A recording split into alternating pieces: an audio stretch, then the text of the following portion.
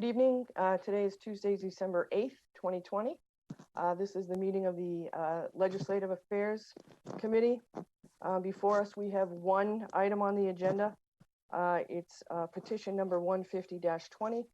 Councilors Elizabeth Walsh and Michael Kushmerek to craft a strategic plan to address the racial equity and economic empowerment disparities through the lens of city practices and policies, including but not limited to hiring, interning, appointing, and investment in community and economic development.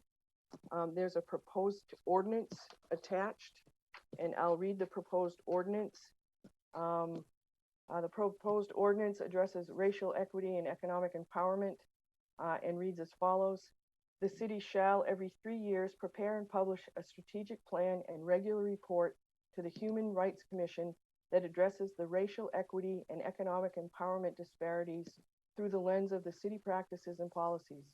Such plan shall address the following components: communication, including internal and external communication, education and awareness efforts, community relations, city personnel, including but not limited to hiring, retention, interning, and appointing, community and economic development, and public health. And with that, I'm going to ask President Kushmerek if he would talk a little bit about the formulation of this ordinance. And President Kushmerek, you have the floor. Thank you, Chair Walsh, and thank you, members of the committee. This was really an opportunity coming off of some of the increased and elevated tensions of this year, an opportunity for us to meet with members of the community and really listen to some of their concerns and understand where historically we may not have kept up. And quite honestly, it's one of those, you can't track what you don't measure. And in some areas we're measuring, and I know that our community development and economic development teams do a great deal of data collection and monitoring as it pertains to grants at the state and federal level. But at a local level, we're not necessarily keeping a conscious tracking of our progress and our efforts on these fronts. We have an incredibly diverse city. I see it as one of our assets, but we don't have a city government or workforce that is reflective of the city that it's situated in.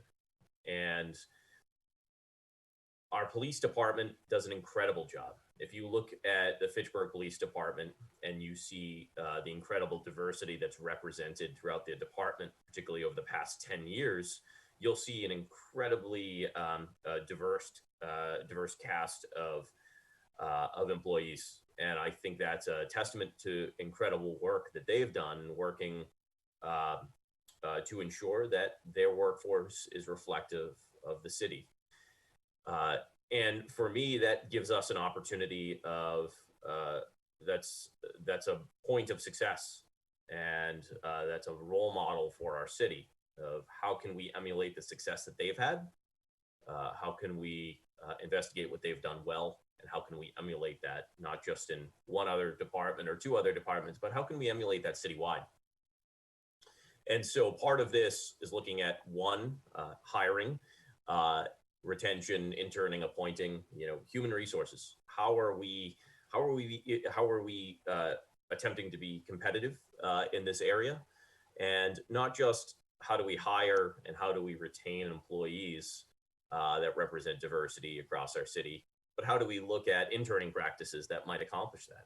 How can we look at our youth population citywide and our university population citywide and see that as an opportunity to bring in diversity and people of color who are young and excited and expose local municipal government to them and ensure that it is a sustainable and exciting potential pathway for a future career.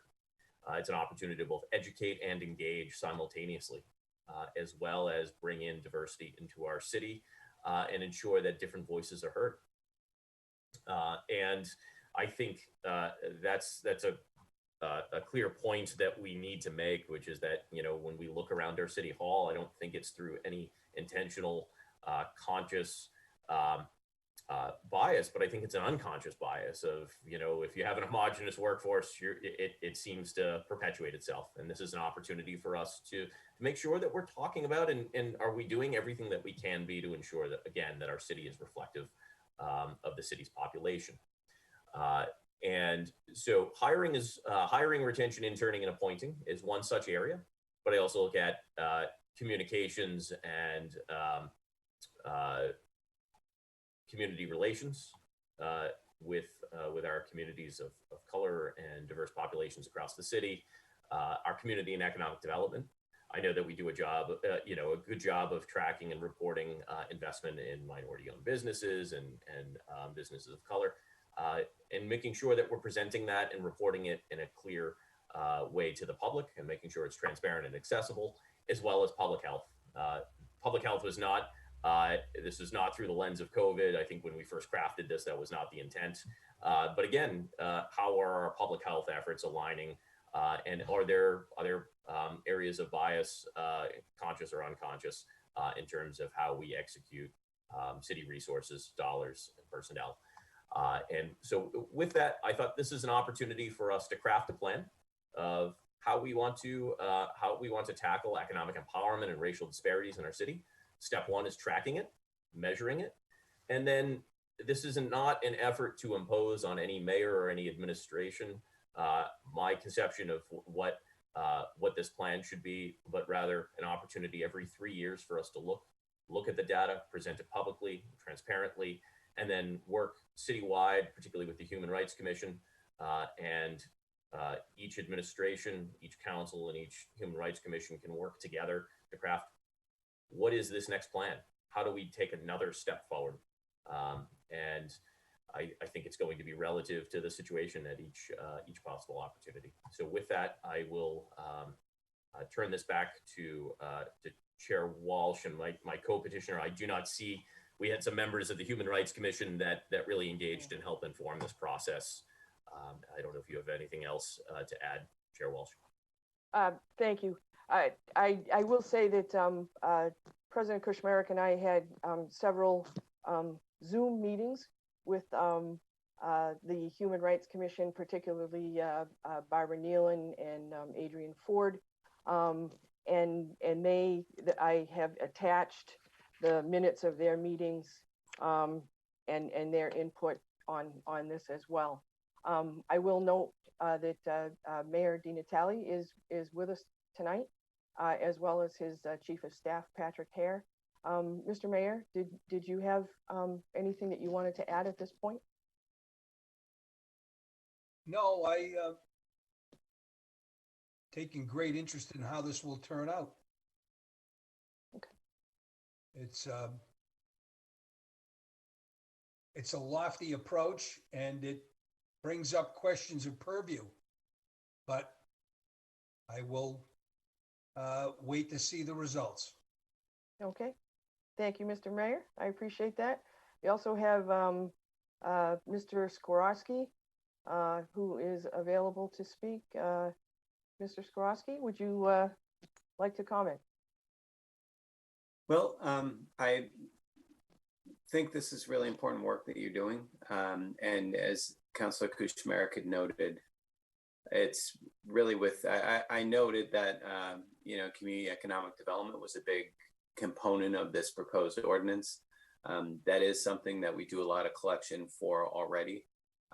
If this is a way to, further,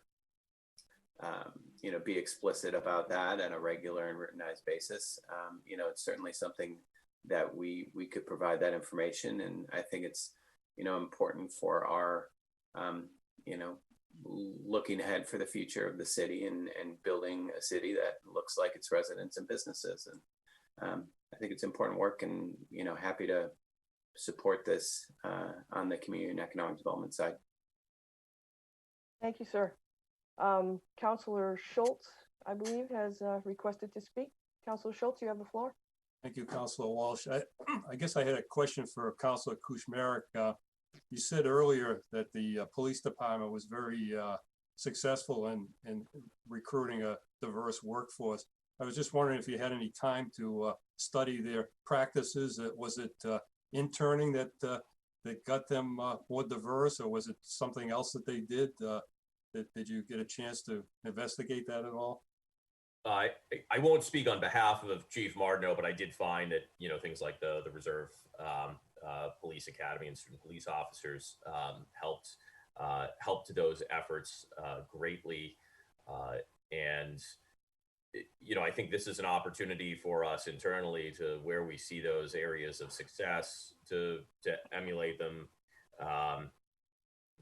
beyond just the police department. And I don't think the individual hiring practices of one department have to be crafted and reflected in city code. I think that's more it's operational, and it will continue to change and evolve. So what Chief Martineau does today will hopefully become evolve into a practice that one or multiple other city departments see even more success, and it continues to insist upon itself. I know we just recently had an audit done on the school department, and the teaching staff was pretty much people of color in the teaching staff was less than 1% compared to the student population, the students of color in the student population. Just wonder if you found any other departments that had some success in recruiting some people of color for their staffs. Mike, did you have any success, or did that come to light at all? I'll admit I haven't done a statistical approach across city departments, and I think that's part of it is the intent of we may have stories of success that we're just not seeing, because some of it is anecdotal from the outside looking in. And so again, I know there's statistical, I believe it's between 40 and 45% of the hires made by the police department over the past decade are candidates representing diversity in the police industry. So, there's statistical data there that has been presented. And again, there may be other areas that we're not aware of. And this is an opportunity for each council and each administration to take a look at it and then report those successes. And I don't think, Councillor, to your point of, there's one such area in our school department that we haven't done a particularly effective job, and sometimes just tracking it and being transparent about it means that with it will come innovative solutions that help us address them. Councilor Zarella, you have the floor. Thank you, Madam Chair. I have some concerns. I am broadly, of course, in favor of equal treatment of all people within the city of Fitchburg.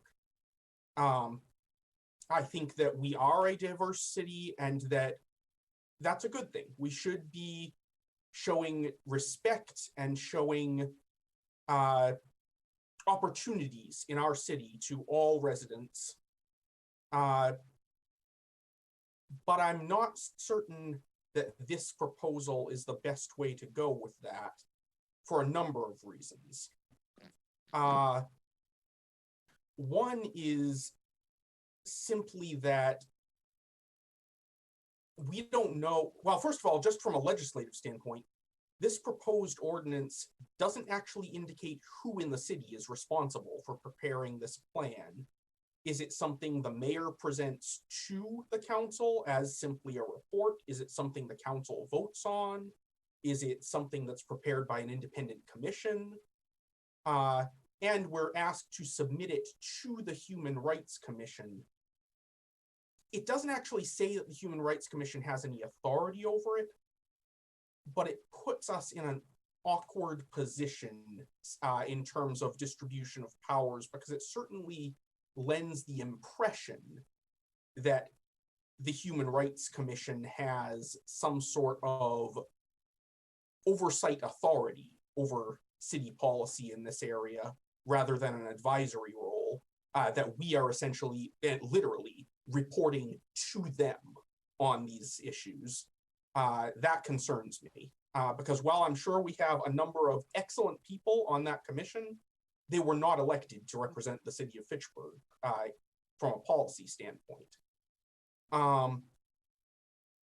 Further, I'm concerned with the timeline. If we were to cut it down to less than 3 years, I feel like it would be overly burdensome. But by making it more than 2 years, we wind up with the scenario where even though this plan is not officially legally binding, realistically, we all know politics. If the city puts this plan into place, submits it to the Human Rights Commission, and they say, yes, this is a good plan, we should go with this, and then a new administration comes into office, that new administration is going to be, at least politically, even if not legally, bound by decisions that were made by the previous administration. In the sense that if the new administration decides to take a different tack on certain issues, people are going to say, why aren't you following the plan? We have a plan and you're departing from it. It may not be legally enforceable, but we all know that it would be used as a, political bludgeon against such a change in policy by whoever winds up on the wrong side of the change. Whether it's no matter what direction the change goes in, once you have a plan like this that is set in black and white, there's resistance to allowing any change to it, even if the power structure of the city has changed in the interim. Further, I would be more sanguine about this if it were a data collection mandate rather than a plan.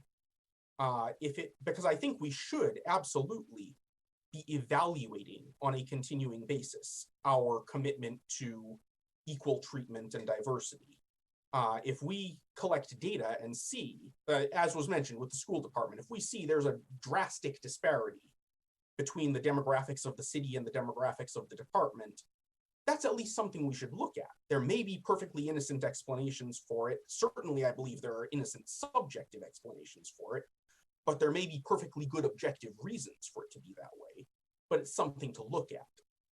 On the other hand, making it a concrete plan, again, makes it more of it locks things in. And I feel like it does that in a way that we don't do with other subject matters.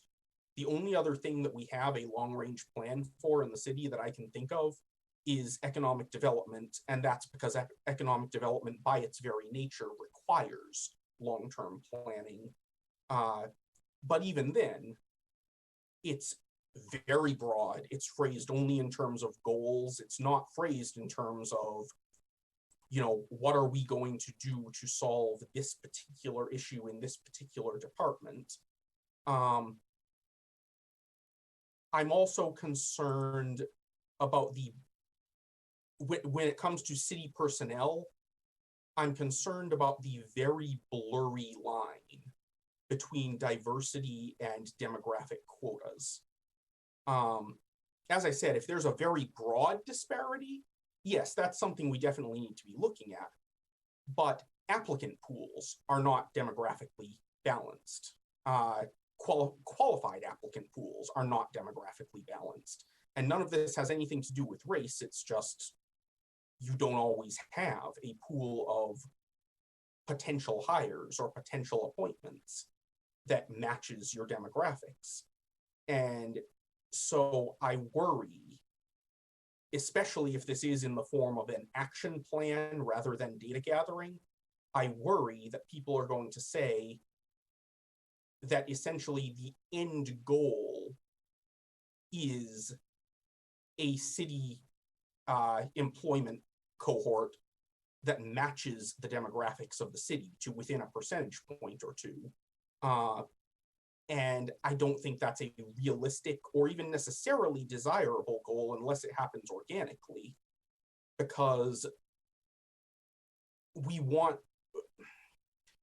both for legal reasons, because we know quotas are not permitted, even implicit quotas, but also because I just don't think it's the way to go. I think that the essence of racial equality is that everyone of every race is equally capable of being a good candidate for a given position and equally capable of being a bad candidate for a given position. And that our job is to pick the good candidates. And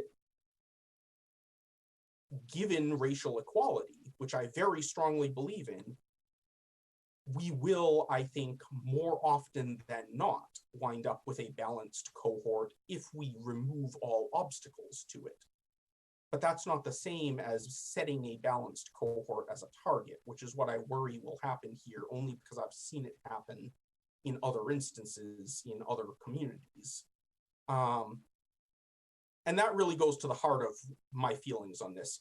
We should be removing every obstacle to equal opportunity in this city, and we should be making a conscious effort at that.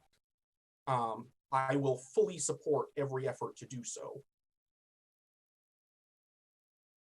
But to go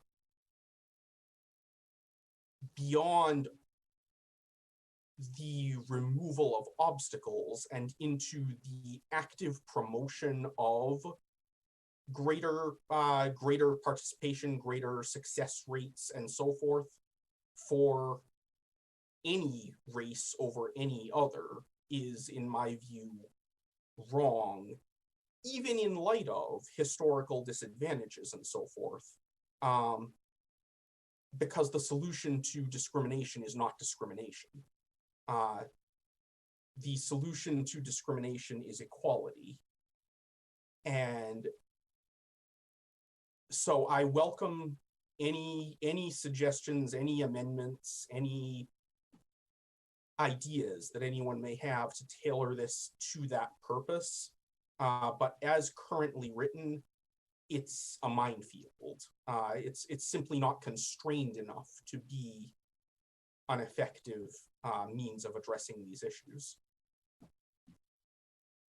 Thank you, Councillor. Councillor Kuchar, you are up next and you have the floor, sir. Thank you. I want to applaud Councillor Zarella's assessment of this. It's my assessment of it as well. First of all, who's going to be doing this this study? How's it going to be financed? You know, it's all. There's no information in this. In addition, if I agree with Councillor Zarella that if you want to do a collection or data entry, data collection, you know, great, do that. You know, I mean, from what I've heard today, the police department doing really well. The fire department, I have not heard anything about the fire department, have not heard anything about the DPW. Is there a disparity? I don't know. I don't have that information. But I agree with Councillor Zarella. Thank you. Thank you. And Councillor Schultz, you have the floor for the second time. Thank you, Councillor Walsh. I respectfully disagree with Councillor Zarella and Councillor Kuchar. I think that this plan, although it's not perfect, and I think it could be amended, I think something that Councillor Zarella brought up about the Human Rights Commission not being an elected body is a good point. It probably should, the report should go to probably an elected body like the City Council. So that I'd be willing to, suggest that amendment. But Councilor Zarella also said that the school department, that there isn't, that he didn't know of any large disparities. And there has been a large disparity in the school department for many, many years, that the teaching staff has been very underrepresented, in diversity. And that's what the recent audit continued to point out. When it was conducted, they hired a consultant to conduct that audit. So that isn't true of that particular department. I think, with the right amendments, I think this proposal could go forward. I think that the city, though, that's got to be better defined on who's going to be responsible for formulating the strategic plan. But I think, like Tom said, community development, I think they could put together a team to maybe come up with a strategic plan, and I think it would be. I think it's something that could really benefit the city. So I actually support this with some necessary amendments.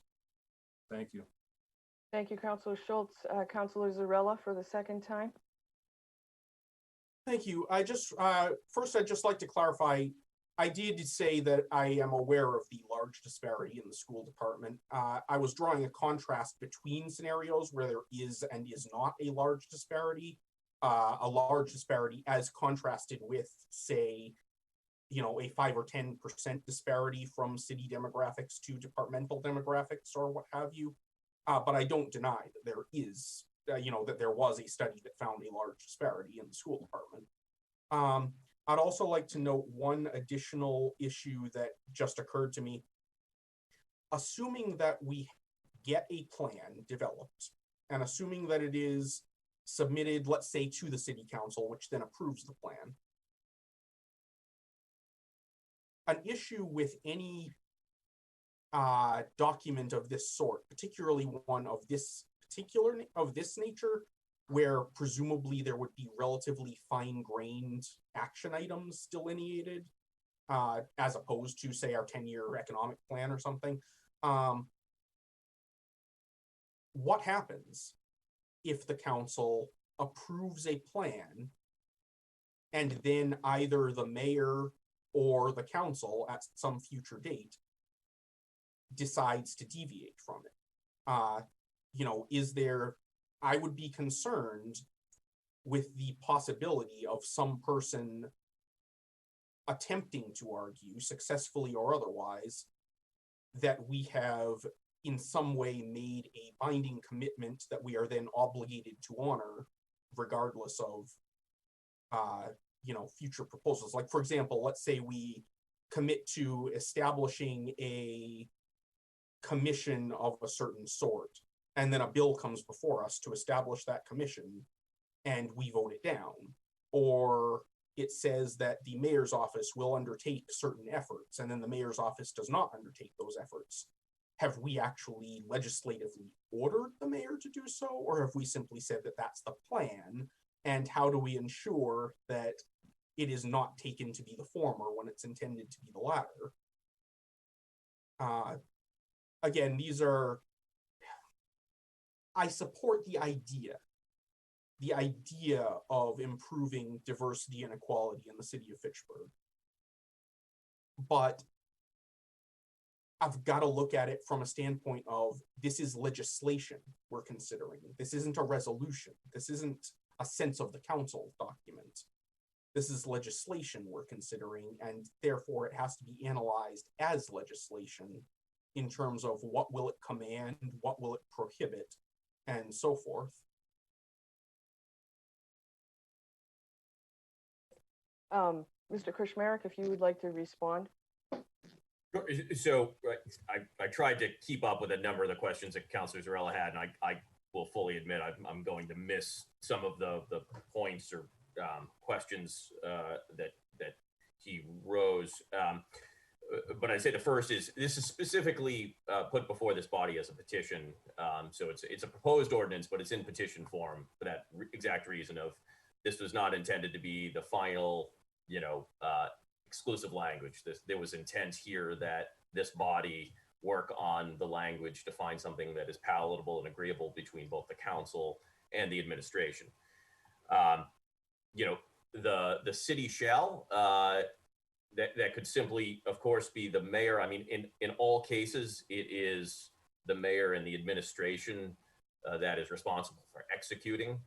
You know, the ultimately all execution and of government and power and authority almost exclusively lies with the mayor in our city.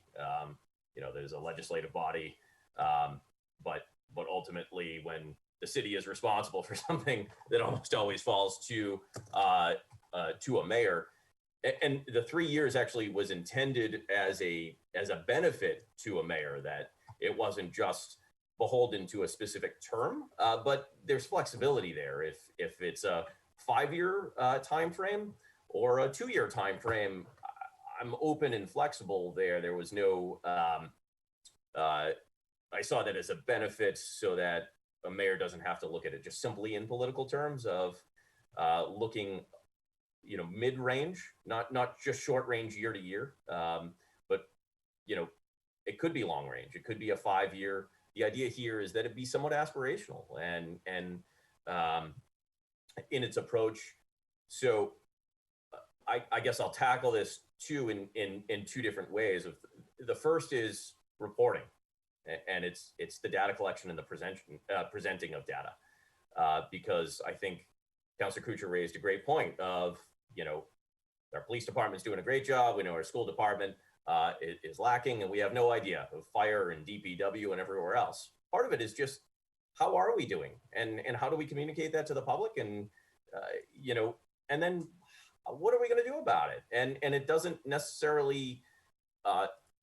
I'm in no way, shape, or form was the intent of this, and it's the idea is create a strategic plan, not enforce quotas and get to specific numbers and benchmarks year over year.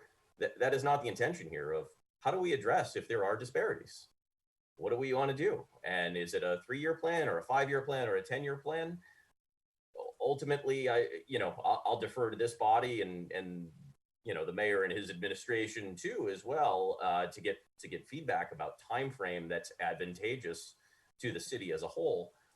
But once you're presented with data, I would hate for it to just be an exercise in data collection and then presenting and saying, we have something good, we have something bad, and now we're not going to do anything with it. And so I think the idea is, if you look at something and if there are glaring disparities, you want to address the disparity. And again, I think the action steps that could come out of a strategic plan could very well be broad in their approach of working better with our Human Rights Commission, working with, if we're looking at our school department as lacking diversity, could we, undertake a study of school departments that are more representative?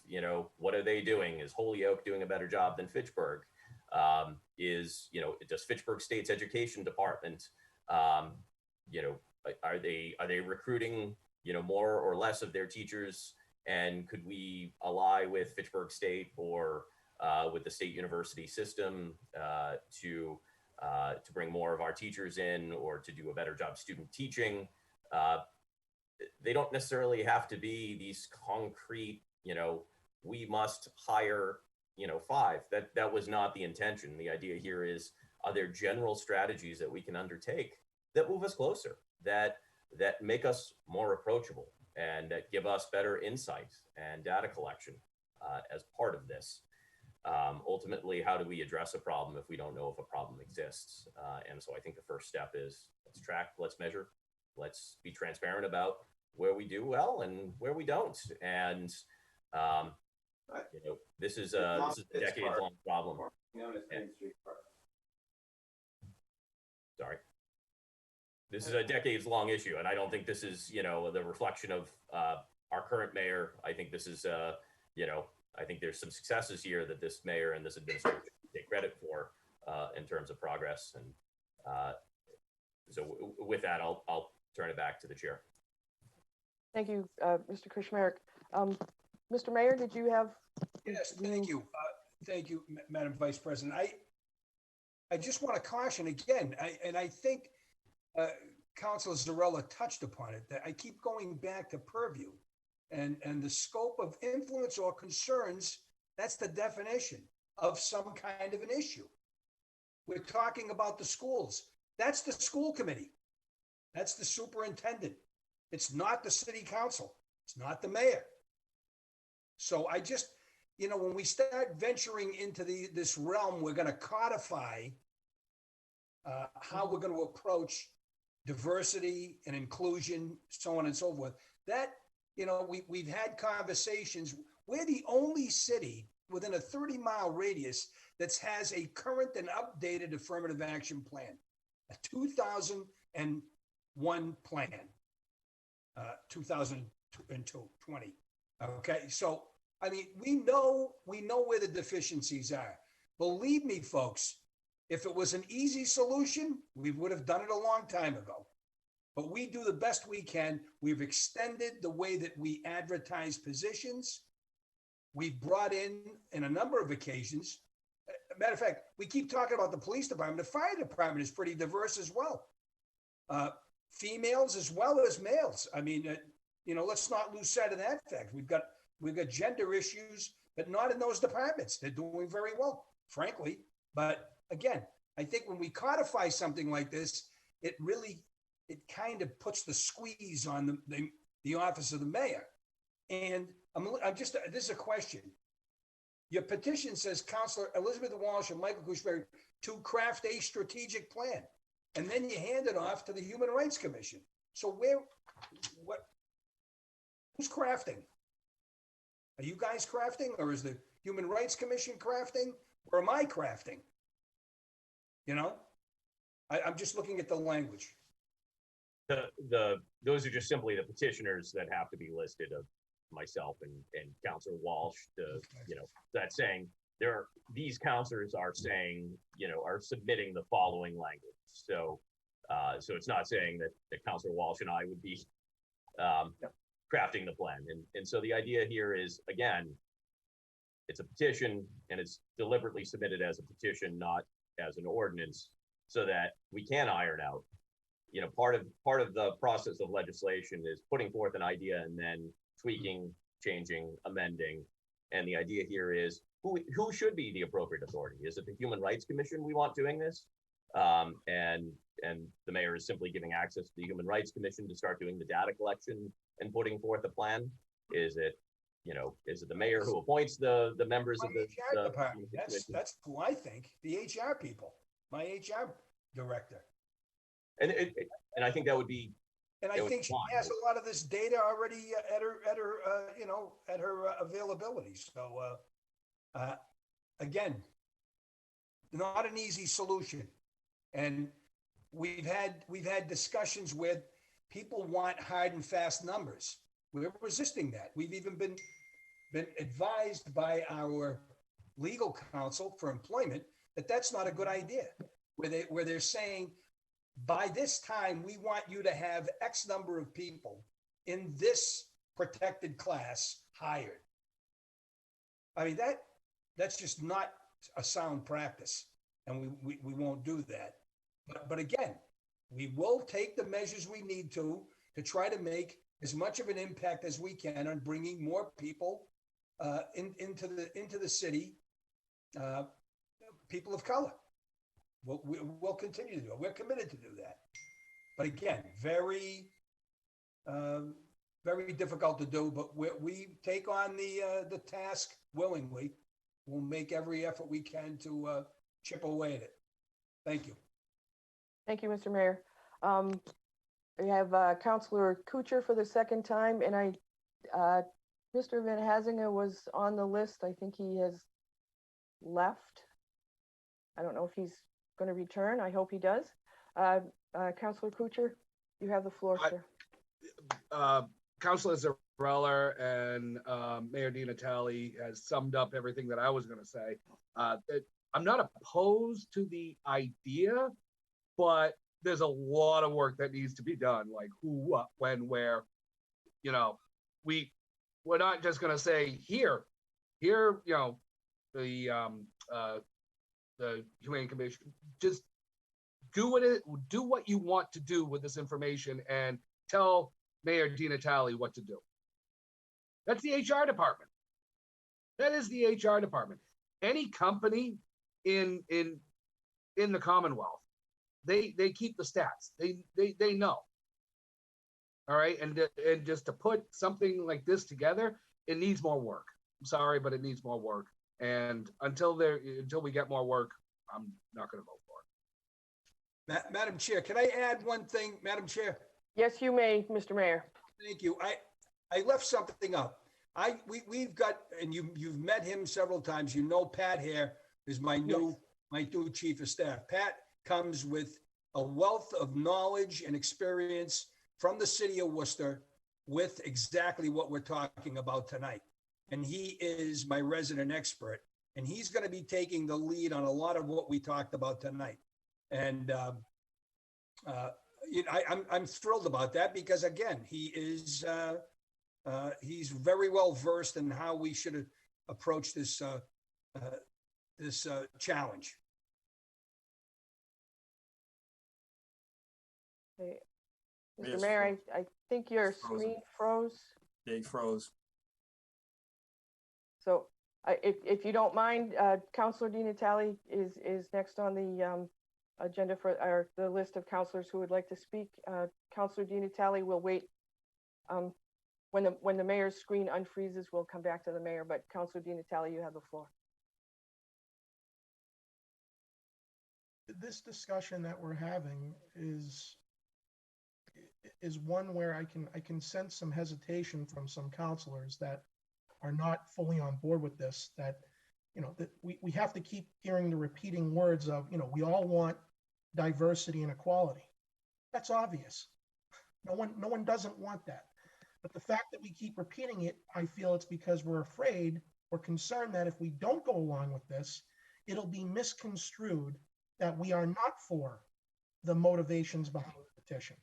And that is flat out not correct. I haven't talked much throughout this because I wanted to hear the differing viewpoints. And I really wanted to hear from the mayor and, you know, his legal representation about how they felt about this. And the more I hear this, and I may be wrong in my interpretation, but since it's not going to be part of the code, it's not an ordinance, it almost comes across as if it's feel-good legislation, where the mayor holds the ultimate authority over who he or she hires.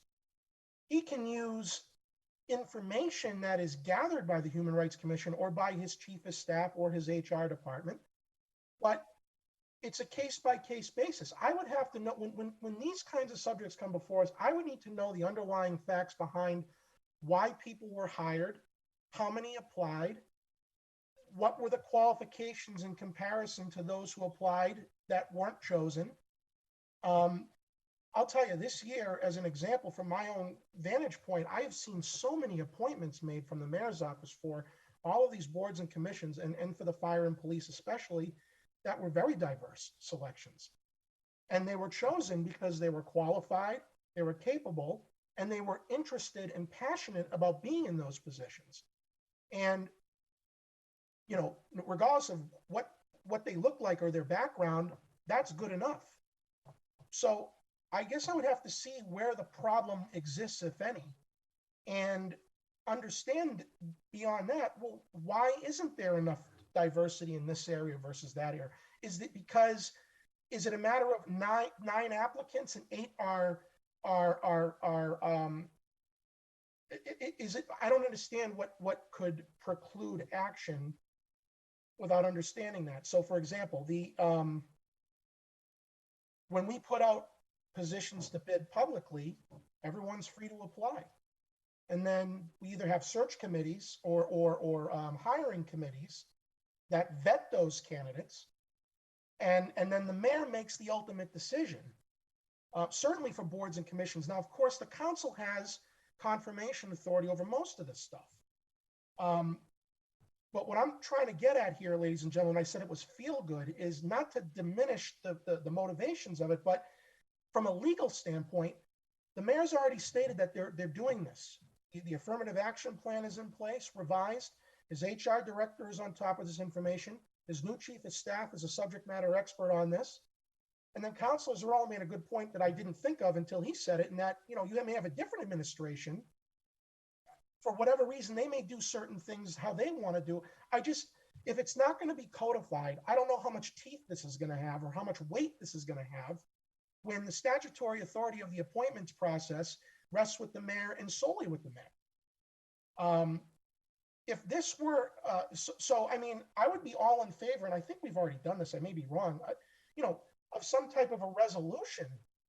I think we've already done this, or to some extent, where we affirm our commitment as an elective body to say we value diversity and we encourage it at every level.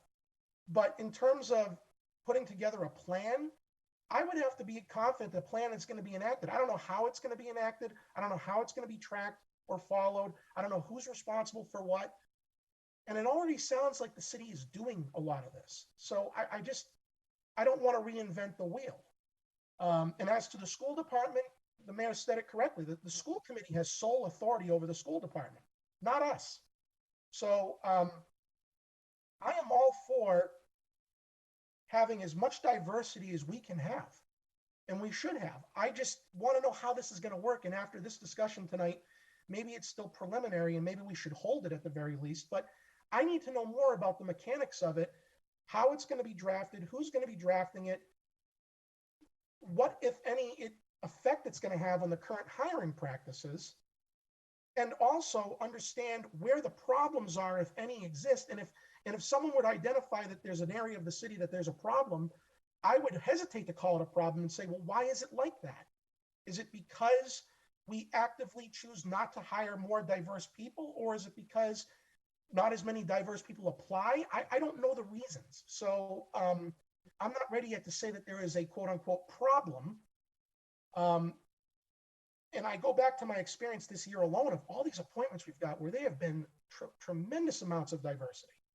So I agree with I agree with where we want to be and the thought process, but there's a lot of things that need to be ironed out here. And Councilor Zarella, and I know Councilor Walsh, you are too, you guys are legal experts. I'd like to get some legality opinions on this too. And Councilor Kuchar, my apologies. I'd like to get some opinions from labor attorneys or something about this. Although that may not be necessary because it's not going to be codified, which goes back to my earlier point of how much impact will this really have if it's not going to be etched in the law? I don't know if there's any guarantees that'll be followed, and the decisions ultimately rest with the mayor. So I've said a lot. I've posed a lot of what ifs or questions. I'm not ready to shut the door on this, but we certainly need to hold it, because from what I've discovered here tonight, I have two takeaways from it. One, we're already enacting practices or keeping that at the forefront of our hiring and application processes. And my other concern is, effect. It's not a law. It's not going to be enacted. It can't be forced upon anybody. So how do I know it's actually going to have an impact? I don't think any of us would know that. So those are my concerns. So I'm certainly not ready to pass it, but I think more needs to be learned about it for those reasons that I've stated. Thank you. Thank you, Councilor Di Natale. I think that Councilor Zarella is in line to speak. Councilor Schultz is in line to speak. Both of you have already spoken twice. I think that we have a motion from Councilor Kuchar to hold this, and I will defer to Mr. Krishmerik. And if Councilor Zarella and Councilor Schultz don't mind, I'll defer to Councilor Krishmerik to see if he would be amenable to holding to a motion to hold at this point. Councilor Krishmerik? Yeah, of course, absolutely. I think there were some great points brought up, and I think we can certainly clarify based on some of the concerns or the questions that were directed. We can certainly provide greater clarity and take another crack at this to see if it's closer in line with what the committee would ultimately be in favor of. I do want to just make the small clarification of this was put forth as a petition to craft an ordinance. So the idea, to Councilor Di Natale's point, isn't just so that it would be a non-binding, but my intent here is for us ultimately to come away with a product that is binding, that the city shall, on a regular basis, if nothing else, publish. Yes, I want to see a strategic plan, but if nothing else, it's to publish, our progress. Where are we? Where are statistics and routinizing that, compiling it, distilling it, because community and economic development have some data. Human resources have some, public health has others. I think of our North of Maine project. It's bringing all of this data together. And yes, we may already present it in different forms, but our grant applications you have to dig for in some of these areas or these grant reports. How can we distill it all down along these areas to get a more global perspective? What are we doing as a city? How are we doing? and where are there rooms for improvement? And I think you've raised some great points of, do we have a problem? We don't know until we have the data. We don't know until we're looking at it on a regular and routine basis. And if you look at data at any one specific point, we could be doing great this year, but that's at a high watermark, and we have no point of comparison or analysis year over year, decade over decade. And so my idea here is that we start at some point. It would have been great to start 20 years ago. Let's start looking at this data in a more strategic way, in a more routine way. And the best place to start if it isn't yesterday is today. So yes, I'm certainly happy to hold and certainly happy to work with you to address some of these concerns or questions that you have. Councilor Di Natale, speaking for the second time, and then if Councilor Zarella and Councilor Schultz still wish to speak for a third time after Councilor Di Natale has had an opportunity, you may do so. Councilor Di Natale. Thank you, Madam Chair. One point on data analysis, that's my bread and butter with my private sector job. President Kuchmarek said it best. Data collection is great and it will tell you something, but it won't tell you the whole story. So just seeing the raw data by department with respect to diversity in hiring doesn't necessarily indicate that there's a problem in areas where we may be lacking. I need to dig further into, so that'll identify an area of further analysis, but then that analysis would have to be, well, why is it like that? Have not many people applied for those positions? I'd have to go deeper into why that is. So I would say that it would identify an area of further review, not necessarily a problem area. So that's one thing. The second thing is, considering the fact that, yes, this is a petition, and if it's passed in some form, it would then be turned into an ordinance, which would bind the city to certain practices. It would be best for this committee to get two pieces of information. The first one would be, if we can get from the HR department, statistics on this subject that we're talking about across the city departments, excluding the schools for starters. The second piece of information I would request or testimony would be from our legal department or our labor attorneys to provide insight into this subject. Maybe they can't until the petition wording is finalized, but I believe it's critical that we get the legal side of this testified to as well from the city attorneys or our labor negotiator or whoever involves labor laws that the city deals with. I know our attorney solicitor is great at this stuff, but to get an opinion or some input from him or a designee of his in order to move forward on this. So I am in favor of holding it, but I think we need those two pieces of one piece of information. Another would be helpful in terms of testimony to arrive at how this wording would be if we were to move forward along that front. Thank you. Thank you, Councilor. Councilor Zarella. Thank you. Just a few, I am in favor of holding, but as we are holding specifically for the purpose of getting more detailed proposals and information, I just wanted to add a few more comments on impressions of the project, basically. First, though, I'd just like to note that none of my voluminous criticisms are intended in any way to reflect on the character or motives of any of the people who put this proposal together. Neither my two fellow councilors nor the Human Rights Commission members who aided in the proposal.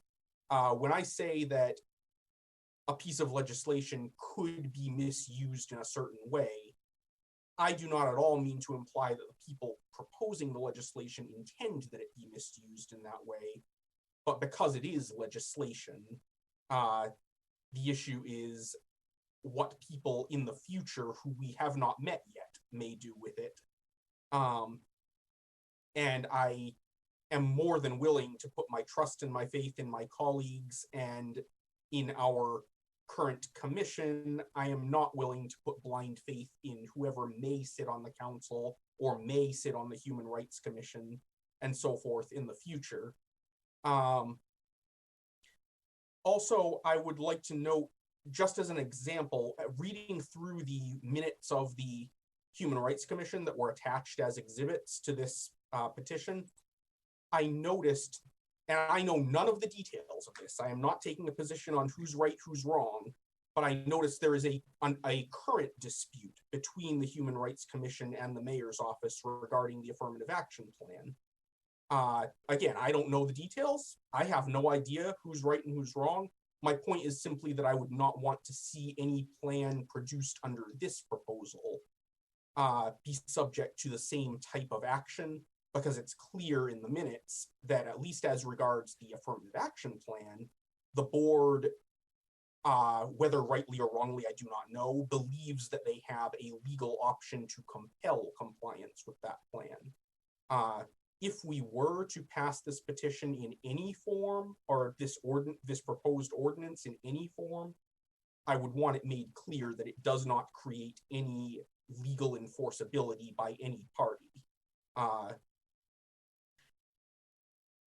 And then finally, I would just note that as far as data collection goes, I think this could easily become something akin to the annual police report that we receive, where rather than saying, here are some problems we've identified and here's what we're going to do about it, we say, here are the trends in certain key metrics, and then we, or the public, can say, okay, what about this one? What are you going to do about it? And then either the mayor's office or the council can put forth a proposal to deal with that particular identified issue.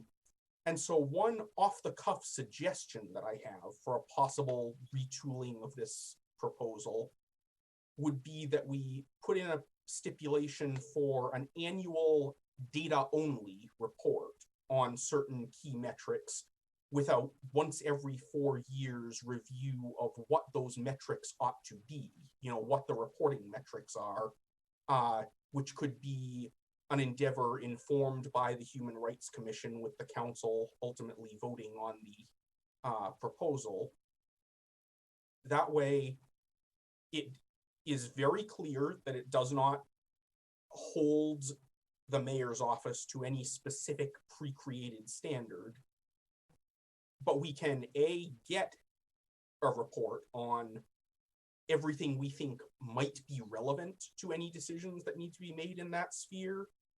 And if we decide that there's something that's not in the report that we think should be in the report, we can review that periodically. It doesn't have to be every 4 years. It could be every 2 years, every 3 years, whatever.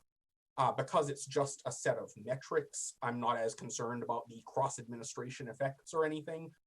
And we could tell future administrations, this is what we want to see. We would like to know what the story is with this, and this. Specifically, personally, I would be very much in favor of keeping it to quantifiable data, not data such as, what actions have you taken to improve such and such qualitative outcome, because that's inherently ambiguous. No one's even going to agree on what would count as measures that improve a given outcome unless it's very carefully defined. But data, quantitative data that we can then create policy proposals from, that does strike me as a good way to move forward with this, so that we never have the excuse of saying, well, we just didn't know that there was this drastic, racial inequity in the city. But at the same time, we're not stuck saying, we're going to take action on this thing that we voted on 3 years ago, even if it doesn't necessarily seem to us in this year to be the best thing to be working on right now. That's the direction that I'm currently leaning in terms of proposals to fix this and move forward with it, because I don't want to see this just die on the table. I do think we should come out of this with something when we're done hashing it out. And with that, though, I will second Councillor Kuchar's motion to hold, unless Councillor Schultz wishes to ask questions of third parties. I would like to speak if I could, Councillor Walsh. just for a brief. Counselor Zarella, would you mind holding your second until Counselor Schultz? Not at all. Thank you, Thank you. Go right sir. ahead. Counselor Schultz. I was just gonna sum it all up, and it sounds like everybody on the committee really wants to have a diverse workforce. It's just how to achieve it. And I really thought this was a decent proposal in concept with a strategic plan, because as Councilor Di Natale said, we really need to look at the information and talk to the departments and see where the issues lie, so we can improve things. And so I thought, preparing that strategic plan, and also what was mentioned by Councilor Zarella and Councilor Di Natale, that really we need to word it properly so that if we do have a proposal, if we do have an ordinance, that it doesn't run into any legal issues. So there's a lot of work to be done here. So I really, I agree with the motion to hold, that we need to hold it until we can work these things out. But like Councilor Zarella just said, I don't want it to die as well. I think we should really look at, citywide to see where we can make those improvements. So that's how I wanted to end my comments. Thank you very much for the time.